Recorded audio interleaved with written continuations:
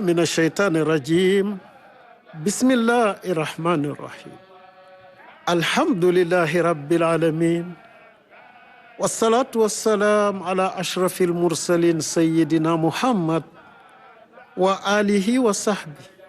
Assalamu alaikum wa rahmatullah.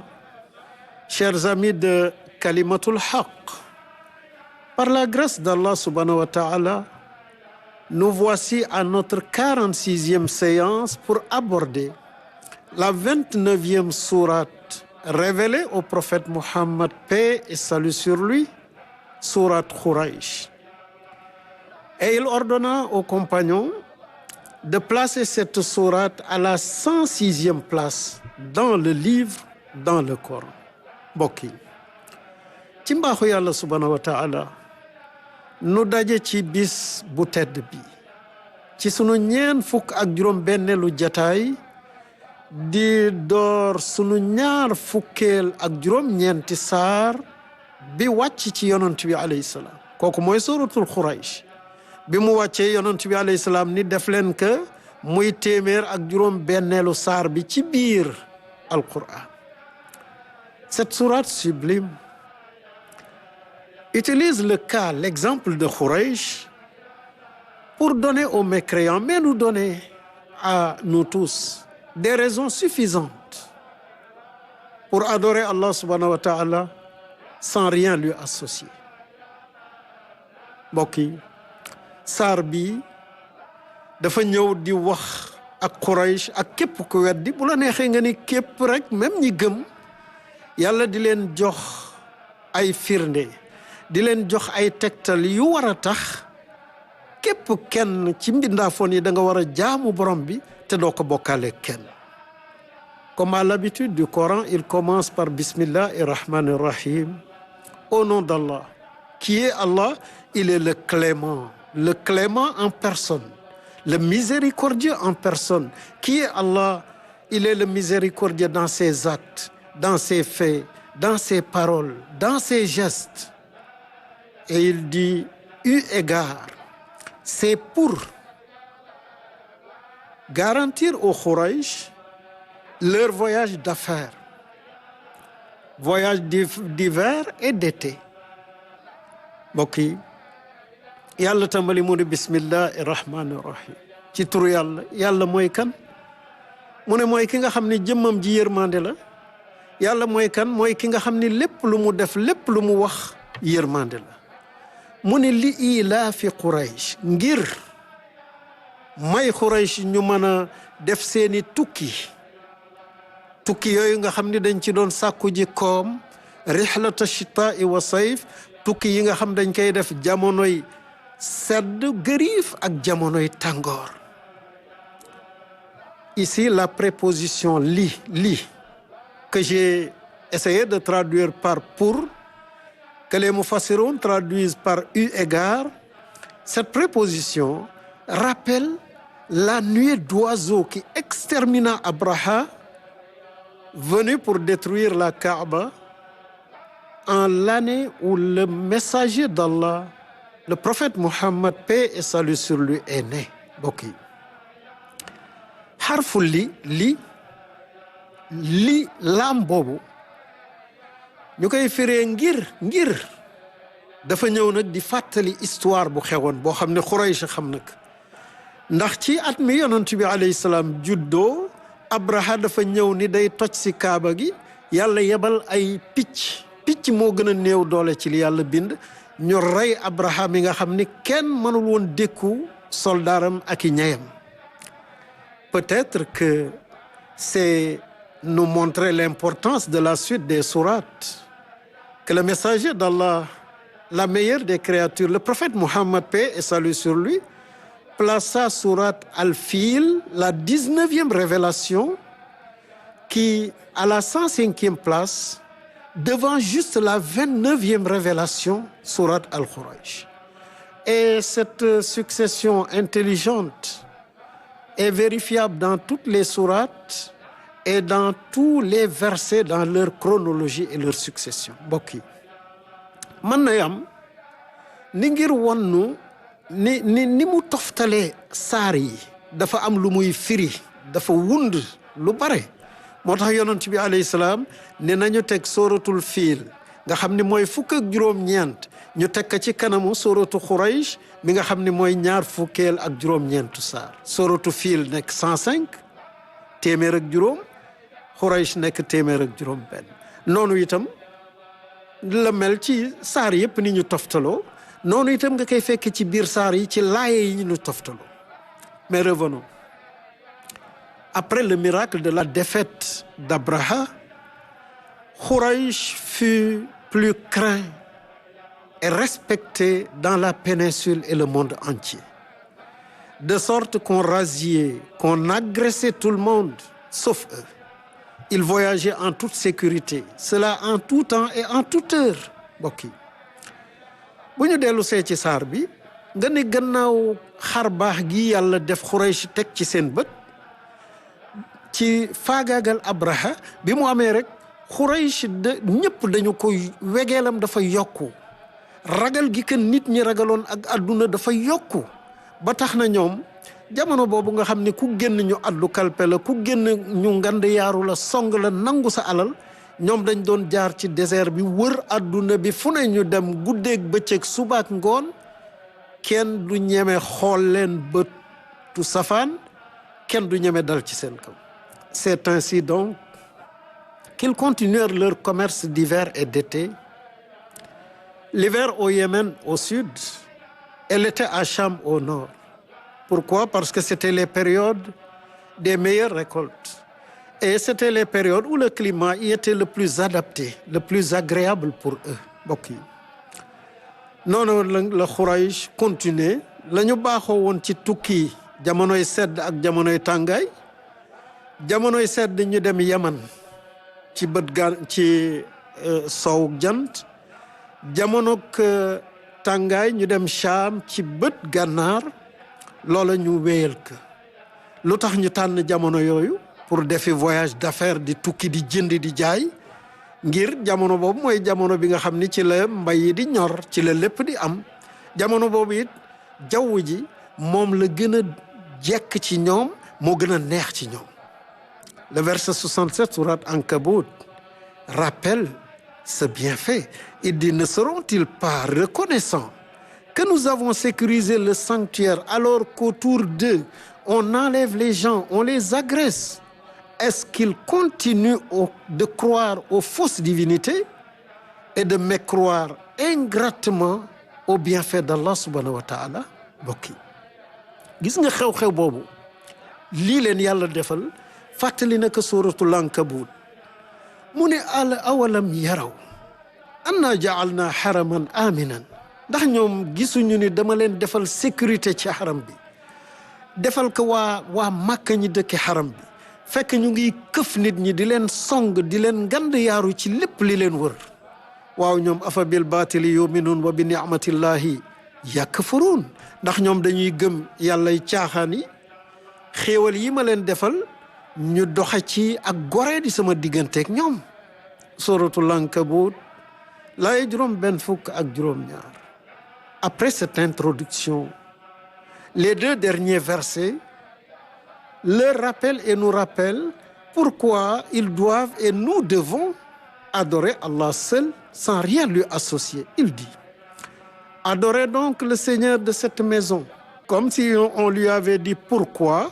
Il dit: qui vous a préservé de la famine et vous a épargné de la crainte et de la peur générale. Mbokk yi gannaaw ubbi gi ñaari laay yu mujj yi ñëw nag fàttali ñi weddi yàlla waaye fàttali ñi gëm yàlla lu tax ñu war koy jaam. mu ne fal ya'budu rabba hadha al bayt. waaw nañu jaamu nag ngir lii nañu jaamu buurub kër gi borom kër gi. borom kër googu ñu ne ko lu tax ñuy jaamu borom kër gi mu ne lazi at'amahum min juu parce que moom moo leen aar ci xiif ñuy am lekk gi ñu bëgg saa suñu ko bëggee wa amanahum min xawf mu musal leen ci tiitaange defal leen kaaraange gu mat. Ami de kalimatul haq, si Quraysh jouissait du respect et de la considération des Arabes et du monde, c'était grâce à son statut de gardien de la Kaaba, lieu de pèlerinage mondial, même en ce temps-là, parce que la Kaaba abritait l'essentiel des divinités du monde. Mbokk yi soo gisee Quraysh ñëpp wegoon ko ci jamono boobu jox ko cër muy arab yi ak nag muy ñudul arab mooy ndax moom moo dëkke woon Kaaba gi moo ko doon toppatoo Kaaba gi rek nga xam ni ñëpp dañ fa doon aji di ñëw lu tax ñuy aji parce que adduna bi bépp presque ku ne ba nga amee sa yàlla da nga ñëw samp ci benn xiram ci Kaaba gi pour montrer que la cause de cette sécurité et ce respect n'est pas la Kaaba, mais Allah subhanahu wa ta'ala, le verset introduit par le fa, la préposition fa, qui est une préposition ici de causalité, de cause à effet. On peut le dire donc, par conséquent, donc, en signe de reconnaissance pour cette subsistance et cette sécurité, adorez le Seigneur de ce sanctuaire.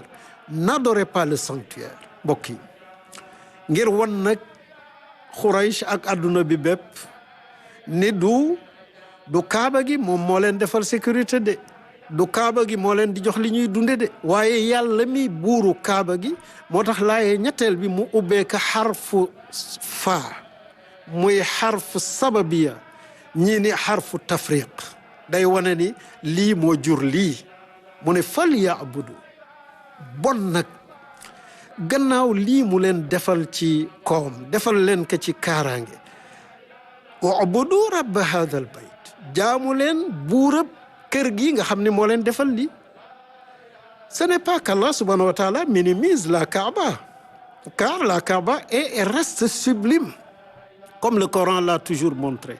Le verset 96 sourate Ali Imran dit: le premier temple érigé sur terre pour bénir et orienter les hommes est la Kaaba qui est à Makka. Mbokk yi yàlla jublu ci pour suufeel ak doyadal Kaaba de déedéet. Kaaba gi alquran wane na darajaam wane dayoom. suratu Ali Imran mu ni inna awala baytin wudia linnaas lallazi bi bakkata mubarakan wa hudan lil alamin mu ne kër gi njëkk ci kaw suuf bala nit di ñëw bala dara di fi taxaw Kaaba gi la ñu fi samp ñu sampal ka fi nit yi malaaka yi samp ka ngir nit ñi mu nekk barke ci ñoom nekk lu leen di gindi ñu xam seen borom. Ali Imran laaye juróom-ñeent fukk ak juróom-benn. Le verset 91 sourate de la Fourmi An-Naml dicte au prophète alayhi salam cette déclaration dit: on m'a ordonné d'adorer le Seigneur de cette ville de Makka, qu'il a sanctifié, Seigneur à qui tout appartient et lui obéit. Il m'a aussi ordonné de faire partie des musulmans. Mbokk yi suratu Namli ñëw feddaliwaat daraja Kaaba gi ñu wax yonent bi alayhi salaam ni ko wax leen ni qul waxal innama umirtu an abuda rabba hadihi baldati allati harramaha mu ne waxal ni man li ma yàlla sant mooy ma jaamu buuru kër gi nga xam ni daf ko ormal walahu kullu shay te moom lépp wa umirtu an akuna min al muslimin mu sant ma naa bokk ci jullit ñi laay juróom-ñeent fukk ak benn Suratu Namli. Le verset 26 sourate Hajj dit à propos de la Kaaba: nous indiquâmes à Ibrahim l'emplacement du temple, l'emplacement de la Kaaba, et nous lui ordonnâmes: ne m'associe rien. Purifie ma maison pour ceux qui y font le tawaf et ceux qui y prient debout, inclinés en ruku, assis ou prosternés en sujud. Mbokk yi suratul Hajj sant Baay Ibrahim lépp ci wane màggaayu Kaaba gi yàlla ne ma tegtal wan Ibrahima fan la Kaaba gi nekk fan la fondation bi nekk ma ne ka naka yëkkati boo ko yëkkatee ba pare bul ma bokkaaleeg dara la tushrik bi shay'a wa tahhir baytiya nga laabal sama kër man li taifina wal qaimina wal rukai sujud ñeel ñi koy tawaaf ñeel ñi fiy julli di taxaw di rukkoo di sujud di toog suratul Hajj lay ñaar fukk ak juróom-benn. C'est donc juste pour montrer la sacralité de la Kaaba qu'Allah l'annexe à sa seigneurie Dans la sourate Quraysh, il dit Rabba hadha al-bayt, le Seigneur de cette maison, de ce temple, de ce sanctuaire. Au verset 91, il l'annexe aussi à sa seigneurie, Rabba hadhihi al-baladati, le Seigneur de cette maison, de cette ville. Enfin, il l'annexe à sa personne au verset 26 sourate Hajj, baytiya, ma maison. Mbokk yi bon nga gis ni Yàlla màggale Kaaba gi ci askanal ka rububiyam kilifteefam ci Quraysh rabba hadal bayt buurab bile kër ci suratu namli rabba hazil baldati buurab bile dëkk ci suratul Hajj nag mu askanal ka jëmmam ji mu ne baytiya sama kër gi. Pourtant Allah est le Seigneur des mondes, Rabbul Alamin. Tout lui appartient, wa lahu kullu shay. Mais c'est simplement qu'il veut rehausser la Kaaba en se l'attribuant. Comme Salih a dit au Thamoud, la chamelle d'Allah, naqat Allah. Pourtant, toutes les chamelles, tous les chameaux, tous les animaux appartiennent à Allah. Mbokk yi moo ne yàlla du buuru Kaaba gi kese mooy Rabbul Alamin, mooy buuru ñëpp. Yàlla du Kaaba gi rek la moom, wa lahu kullu shay, lépp moo ko moom. waaye ngir màggal ka moo tax mu wax yi noonu la Saalix màggale woon gëléem ga ba mu waxee ak waa Samud ni leen naaqatallah, gëléemu yàlla gi. jàngoon nañu ko fii ci suratu Shams. Précisons maintenant le sens d'adorer. Quand on te dit adore exclusivement Allah, ça veut dire que tu dois lui obéir à lui seul en toutes choses. Et cette obéissance, tu le fais par amour et aussi pour lui rendre grâce, pour lui montrer ta reconnaissance. Mbokk mi mu des nag jaamu moom bis mu ne dañ koy wax te kenn du firi lan mooy jaamul yàlla te wéetal ko buñ la ko waxee li muy firi mooy na nga topp ndigalu yàlla moom kese. moom rek moo war nekk sa kilifa di la sant ngay def mu lay tere ngay bàyyi. cant googu ngay def wala di bàyyi topp ndigalam da nga koy def ngir cofeel sopp yàlla. da nga koy def ngir delloo njukkal yàlla nangu ni xéewal na la xéewal goo xam ni amul àpp amul day. Un vrai adorateur n'a donc pas d'autre autorité à qui il obéit à l'œil et au doigt, sam'an wa ta'a, sami'na wa ata'na, que Allah subhanahu wa ta'ala. Toute autre autorité est soumise à l'autorité d'Allah. Si ce qu'il dit est conforme avec ce qu'Allah nous a ordonné, nous le faisons. Avec ce qu'Allah nous a interdit, nous l'abandonnons. Sinon, nous faisons ce qu'Allah nous a ordonné et interdit et nous laissons ce que les autres nous ordonnent et nous interdisent. Mbokk yi jaamu yàlla dëgg mooy koo xam ni benn kilifa nga am. kilifa googu mooy yàlla subhanahu wa taala, moom rek ngay topp ndigalam ci amul seet lu mu wax nga def, lu mu tere nga bàyyi. sam'an wa ta'a, dégg naa topp naa. keneen ku dul moom santaaneem ak tereem da nga koy natt ci santaane Allah ak tereem. bu dëppoo nga def, bu dëppoowul nga bàyyi santaaneem ak tereem, def santaane yàlla ak tere yàlla. Amis de Kalimatul Haq, le verset 57 sourate le récit dit à ceux qui refusent de suivre le prophète alayhi salam par peur d'être chassés de leur terre. Il leur dit: n'avons-nous pas fait du sanctuaire un lieu sûr vers lequel affluent du monde entier toutes sortes de produits par notre faveur? xoolal gaa yi Quraysh dañu ni ñun bu nu toppee yonent bi alayhi salaam li ñuy am ci koom ak teraanga ji nu am wegeel gi dañu koy ñàkk. suratu Xasas ñëw mu ne leen waaw yéen xanaa da ngeen gisul ni defal naa leen seen dëkk bi aminan yujba ilayhi samaratu kulli shay rizqan min ladunna. xanaa gisuleen ni man maa leen defal kaaraange def fu fruit ñote fu lekk am ci àdduna boo demee ci Makka da nga koy fekk foofu. waaw bon kay lu tax du ngeen jaamu yàlla? Et cela jusqu'à nos jours. Makka est le lieu le plus sûr de la planète. Ces arbres, ces herbes, on ne les coupe pas. On ne ramasse pas un objet perdu. Quand on voit un objet perdu, on le laisse, on ne le touche pas. On ne tue pas le gibier de Makka. Ce qui nous est autorisé, c'est le bétail.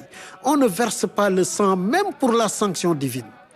Même Médine, la ville bénie, la ville lumière du prophète alayhi salam n'a pas cette sanctification, cette particularité mbokk yi ba sunu jonn yàlla yi tey boo demee da ngay fekk Màkka mooy dëkk bi ëpp kaaraange ci àdduna te bala nga ko doon xam rek nit jóg ni tey dafay dem bombarder ji Kaaba gi gis nga Màkka yàlla ormal na kenn du dagg garab yi kenn du dagg xobu garab ñax kenn du ko fa dagg boo gisee lu réer ngay dox sa kalpe wadd yow boo ko gisee bu ko for kenn du fa for yàlla tere na nga for boo gisee rabu àll kéwél doo ko rey li la yàlla may mooy xar bëy gëléem ak nag même ku tooñ ñu war ko rey kenn du ko rey ci mag gis nga yii melokaan yonent bi alayhi salaam dëkkam ba di madinatul munawwar amu ko foofu da ngay dagg garab da ngay jëfandikoo jur yi rabu àll yi et en conclusion tous ces bienfaits pour moi sont des bienfaits mineurs le plus grand bienfait pour Khouraïch et pour le monde entier mais d'abord pour Khouraïch et d'avoir choisi parmi eux le sceau des prophètes la meilleure des créatures le plus grand des ulul azmi le prophète Muhammad paix et salut sur lui mbokk yi ci yëkkati sunu jataay moo wax la ni xéewal gi gën a rëy yépp xéewal la waaye bi gën a rëy mooy li yàlla tànn ci Khouraïch yonentam bi gën a mag bi mujj ci àdduna tànn ko ci seen biir yebal ko ci alam bi enfin l'adoration d'Allah subhanahu wa ta'ala nous profite et non à Allah l'adorer. Quiconque est reconnaissant, dit-il, l'est dans son propre intérêt. Quiconque est ingrat, mon Seigneur le généreux se suffit à lui-même, dit verset 40 sourate Namli, et le verset 12 sourate Luqman finit la même proposition par Allah se suffit lui-même, le digne de louange. Mbokk yi bi mujj nag mooy nga xam ne bu yàlla ne jaamuma jaamu gi amu ci dara soxlawul nga dundal ko soxlawul nga wekk yàlla soxlawul ci yow dara lu mu la sant sa njariña wax na ko wa man shakar fa innama yashkuru li nafsi ku jëfe li ma ko sant kooku mu ngi def loo xam ne njariñu boppam la wa man kafara waay ku weddi goreedi fa inna rabbi ghaniyun karim sama borom man di yàlla xani giijal na soxloolu kenn dara karimun moom mooy borom teraanga yi suratu namli laaye ñeen fukk nga dem suratu luqman mu ni wa man shakara fa innama yashkuru li nafsi wa man kafar fa inna allaha ganiyun hamid koo xam ni kii sant nga jëfe nga li ma lay sant kooku mooy shukr daañ ci dellu si bis ku jëfe li ma la sant bàyyi li ma la tere sa bopp nga ko defal waaye ku goree di lu ma la sant nga def lu la neex lu ma la tere nga def lu la neex fa inna allaha ganiyun hamid sama borom gani mooy ki giijal mooy ki nga xam ni soxloolul kenn dara hamidun ñépp moom la ñuy sant parce que lu waay am moo la ko jox ku mu joxul doo am mukk suratu luqmaana laaya fukk ak ñaar mbokk yi ñu ànd ñaan yàlla subhanahu wa taala mu boole ñu ci way dégg yi mën a topp ñaan yàlla subhanahu wa taala ci yëkkati sunu jataay yal na yàlla doon suñu ndimbal yal na yàlla doon suñu ndimbal yal na yàlla doon suñu ndimbal yàlla bu nu yàqu yàlla bu nu yàqule topp yàlla gën a jafe ci jamono yi nuy dund yal na nu ko yàlla yombal mooy yàlla fi gën a yomb yal nañ ci yàlla musal defal nu mujj gu rafet laq nu fu yàq egul yiir nu ci malaanam suturaam yàlla defal nu xéewalam zahir ak baatin mbokk yi lu nu am yal na nu am yàlla lu nu ñàkkit yal na nu am yàlla bi jaa'i nabil Mustafa sallallahu alayhi wa ali assalaamu aleykum wa rahmatullah wasalaatu wasalaam ala ashrafi almursalin sayidina wa habibina wa nuri qulubina muhammad wa alihi wa sahbi